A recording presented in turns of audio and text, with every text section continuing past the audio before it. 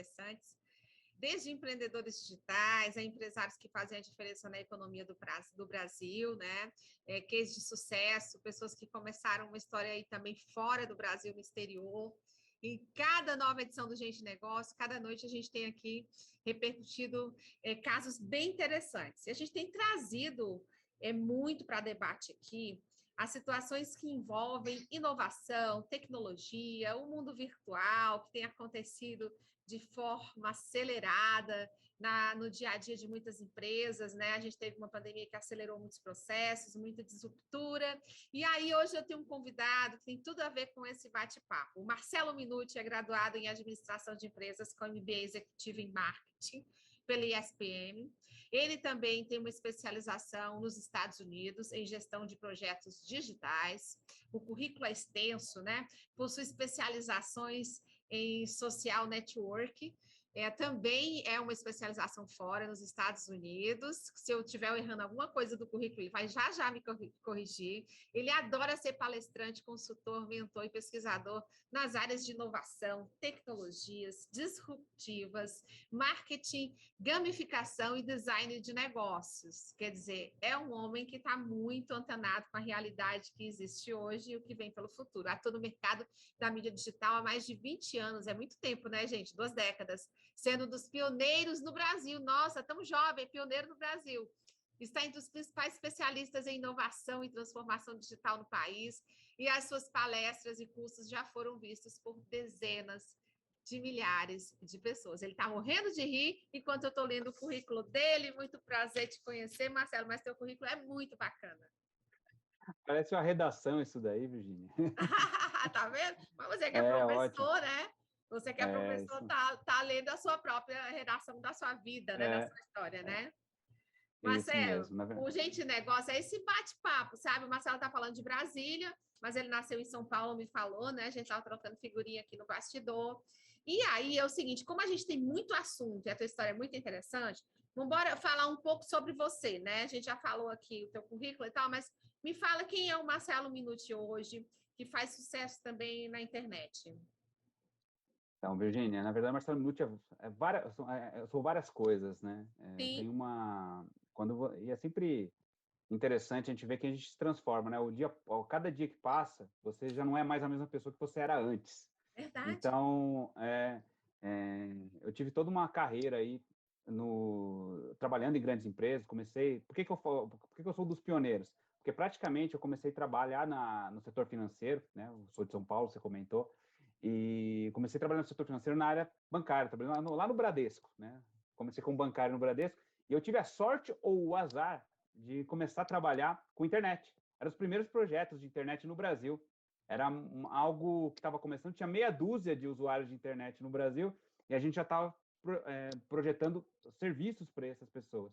E isso mudou tudo, né, nesse momento, e acabou direcionando todas as minhas escolhas profissionais. Trabalhei em telecomunicações, portais de internet, jogos eletrônicos, vários no início, né, logo que eu acabei saindo dessa vida corporativa, eu comecei a empreender, sou empreendedor serial, já montei várias empresas, vendi, quebrei, mantenho algumas nesse processo, como todo empreendedor, uma jornada de muitas emoções. Sim.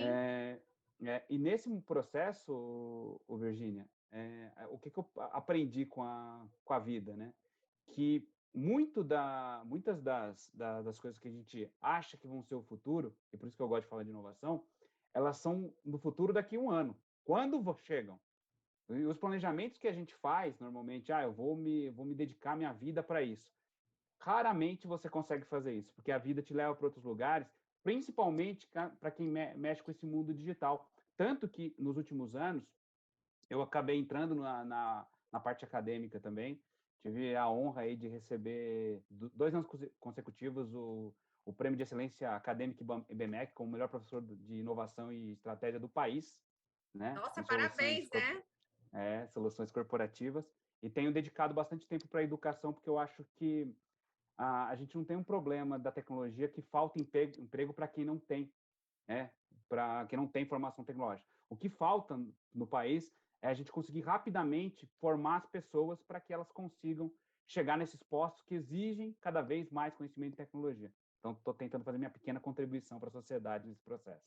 Com certeza. Olha, só para o pessoal que está acompanhando a gente entender, você ocupou cargos de liderança no Bradesco, no Unibanco, Itaú, Brasil Telecom, né? Você também é professor em gestão, falou do prêmio já que você recebeu. Então, você é alguém que tem muita experiência para dividir, né? E com a comunicação digital e muito mais. E quando a gente divide aqui, fala da tua experiência, coloca você aqui para o nosso público, falando que você é alguém que, quando a gente fala de disruptura, você é o símbolo disso, né? Eu peguei um entrevistado outro dia que ele falou, olha, fora do Brasil, as pessoas, você falou, eu quebrei, eu me refiz, né? Foi mais ou menos isso que você falou, não foi? E fora do Brasil, eles dão muito valor àquele empreendedor experiente, que teve esses aprendizados, né? De crises, de superação, que ele passa a ser um empresário, empreendedor do futuro mais robusto, tem uma carga, né, muito grande de experiência para um negócio promissor. Então, ele é mais acreditado. No Brasil, tem muito estigma, né? E seu currículo, depois que você colocou seus negócios e você falou que quebrou e começou novas empresas, só cresceu, só estourou, né? Você deu, assim, um salto, uma coisa fantástica. E aí, Marcelo, quando a gente fala dessas soluções corporativas e de excelência nas empresas, eu queria que você fizesse uma análise do momento que o Brasil vive hoje, né? Porque a gente tem o Brasil um atraso, né? Eu queria que você avaliasse esse grau de atraso, por exemplo, no e-commerce brasileiro, que a gente deve atingir um faturamento aí de bilhões, mais de 300, se eu estiver errado, você me corrige, bem mais, né, disso. E a gente tem nos próximos anos uma expectativa de aumento. Mas qual é o pecado do mercado em relação a, por exemplo, acompanhar o que está acontecendo fora do mundo? Vamos dar um cenário primeiro, tá, Virginia? Vamos dar um cenário mais atualizado, somente dos números. Quando a gente olha para esse universo, como você disse, realmente é um mercado que tem crescido muito, né? E não, deu um up aí durante a pandemia, porque não tinha opção, as pessoas vendiam ou online ou não vendiam, então realmente acabou empurrando uma grande quantidade de empreendedores e negócios para o meio digital. E quando a gente pensa em números de forma geral, a gente teve um crescimento gigantesco em 2020 e estamos tendo agora em 2021, né? Sim. Para você ter uma ideia, hoje o e-commerce tornou algo tão importante, né, que hoje 52% dos negócios feitos no e-commerce no Brasil são de pequenos negócios, porque a gente tem uma visão desses e-commerces grandes, né? São esses grandes portais, né, que vendem muito, mas o pequeno empreendedor está vendendo na internet porque ele praticamente, se ele não fazia isso antes, ele foi empurrado para fazer agora. E em números totais, hoje, a gente tem 1,6 milhão de sites, né, vendendo online na internet brasileira.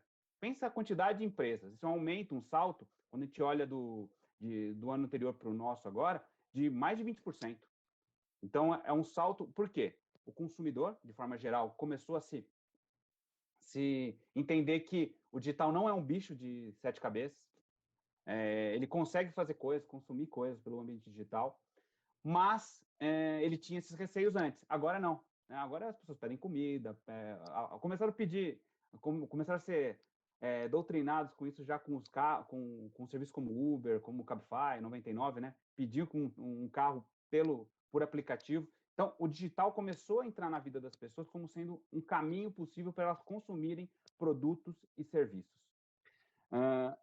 E aí, esse é a grande oportunidade. Qual que é o ponto que a gente tem que olhar com atenção quando a gente fala principalmente de pequeno negócio, tá? Grande parte, 80% de todo esse ambiente de negócios de e-commerce hoje, ele é feito através do que a gente chama de marketplaces. Os marketplaces são aqueles grandes portais onde os pequenos negócios se acoplam nele para poder vender através dele. E esse grande marketplace dá as ferramentas para o pequeno negócio, até médios negócios estão usando essas plataformas. Então, te dá uma forma de você conseguir ter um meio de pagamento para a pessoa pagar, dá uma forma de você hospedar com uma estrutura visualmente agradável para as pessoas poderem ver seus produtos e serviços, permite que te dá serviços de logística para você acessar, para fazer a entrega dos produtos. Então, dá um conjunto de facilidades. Só que tem uma coisa que a gente tem que olhar com muita atenção principalmente quando você é uma marca menor do que a marca do marketplace, do grandão. Você ser diluído nesse processo. A partir do momento que o consumidor para de saber que você existe, né, que você para não é visto mais, e ele só vê a marca do grande marketplace.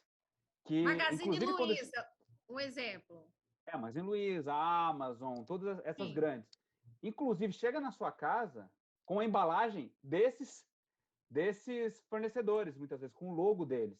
Então, existe a percepção de marca, de valor, acaba sendo transferida para o grande marketplace. E considerando que 80% de todo mundo que vende no Brasil online vende através desses marketplaces, e a gente está falando de produtos de e-commerce, produtos mesmo, mas a gente pode levar isso para o ambiente de alimentação.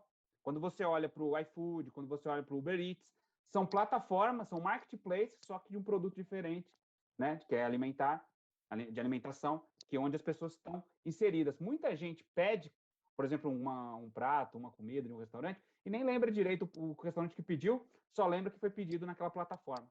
Então, isso é uma mão na roda para você rapidamente entrar no digital.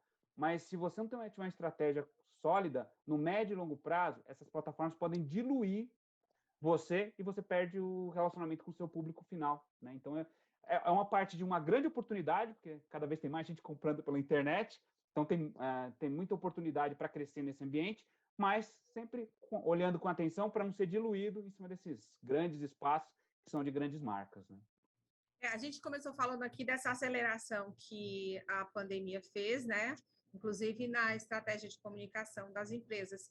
E essa estratégia, ela foi acelerada muitíssimo, vamos dizer, em cerca de 6 anos, né? Segundo estimativas que existem hoje. É como se a gente tivesse acelerado em 2 anos, 6, vamos dizer assim. Não sei se você concorda com esse patamar. Mas o que a gente tem visto, como eu falei, são situações bem complexas. Vamos dizer, você falou aí do Uber, né? O Uber vive hoje um impasse muito grande por conta do preço do combustível, a plataforma que não se imaginava que poderia haver uma estagnação, um retrocesso, está passando por um momento muito, eu vou até colocar delicado, porque está delicado para a economia nacional, inclusive os números foram todos revistos agora do PIB, né? Você é um homem que acompanha super isso. E aí eu te pergunto, vamos embora fazer aqui a sua análise. A gente vê a Uber chegar onde chegou, e a gente vive no Brasil essa gangorra, essa montanha-russa, que é a economia e o risco político. Uma plataforma tão poderosa como essa está passando por uma situação delicada. Muito complicado para a economia dessas empresas viver nessa gangorra. O Brasil corre risco de perder muito investimento, na sua opinião, daí para frente? Ou você acha que a economia vamos dizer assim, a plataforma do governo vai conseguir arrefecer algum tipo de debandada dos investidores? A gente tem os dois lados nesse ambiente aí, Virginia. Quando a gente olha, tem a questão econômica, que afeta diretamente, você falou do exemplo do Uber, né? E tem a questão do valor do preço dos combustíveis, que acaba afetando, né? Efetivamente, a rentabilidade de quem usa Uber, a gente tem visto vários estudos que mostram que grande parte dos motoristas que migraram para o Uber estão saindo, porque Estão não saindo, está valendo, não conseguem não tá alugar o valendo a pena. carro, muito caro o aluguel do carro que a maioria É, aluga, aquela história, né? Mas tem desse lado que a economia afeta diretamente os negócios, então se a economia vai bem, os negócios vão junto, né? Com exceção aí de algum ou outro que acaba surfando as oportunidades de uma situação de economia ruim, porque nem sempre é ruim para todo mundo, né? Sempre tem alguns que estão aproveitando. Eu estava vendo hoje, inclusive, eu dei uma outra entrevista 2 dias atrás sobre o mercado pet. O mercado pet bombou nos últimos tempos, né? Por quê? A quantidade de pessoas com pet em casa, com cachorros, com gatos, triplicou e os valores são bilionários, né? Triplicou, exatamente, triplicou. Então, mas normalmente é a exceção. A grande maioria, quando a economia vai mal também. Então, a economia afeta diretamente. Mas tem um outro lado que aí é menos responsabilidade de governos, menos responsabilidade de entidades externas e mais responsabilidade do próprio empreendedor, do próprio negócio, que é entender a dinâmica de ruptura, né, baseada em inovação. Então, por exemplo, a gente fala, pô, o Uber está indo mal. Pode ser que a gente esteja enxergando em algum momento aí uma ruptura para um novo modelo. E aí ela surfou uma onda, tem uma outra onda vindo. A gente viu isso com mercados como, por exemplo, com até 2007, antes de lançarem o iPhone, por exemplo, né, o conceito de smartphone popularizado, as pessoas antes disso usavam aqueles telefones que só falavam, né? E quanto menor, mais caro era. De repente, é lançado um aparelho diferente, né? Que é grande, pesado, tem outras características e que transforma aquele novo modelo no padrão de mercado. Todo mundo que fazia o modelo anterior foi diluído. Então, a vida está muito difícil para quem é empreendedor, porque ele tem que lidar com essa questão da economia, mas, e ele tem que lidar também, mas ele precisa também estar muito, mas muito atento, Virginia, com as transformações ao redor. Porque às vezes a gente se apega às coisas que sempre deram certo, sempre funcionaram, mas como as coisas no ambiente estão mudando, as necessidades das pessoas estão mudando, o que os consumidores valorizam também está mudando nesse processo, você acaba tendo um modelo de negócio que está se tornando obsoleto e que não te rentabiliza mais como rentabilizava anteriormente.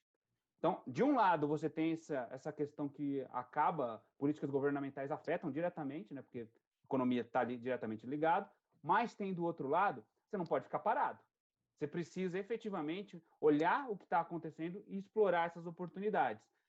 Um exemplo muito clássico disso daí é que, por exemplo, não sei se você tem essa informação, mas durante o ano passado, Virginia, até no começo do ano, estavam sendo abertas 800 lojas online por dia no Brasil. Pensa, 800 lojas online eram abertas por dia no Brasil. As pessoas Esse estavam dado é muito migrando. forte. Muito forte. Você vê um movimento. Aí você fala, eu estou aqui com o meu negócio, acho que vai ficar desse jeito, não vou entrar nesse negócio online, porque eu nunca precisei.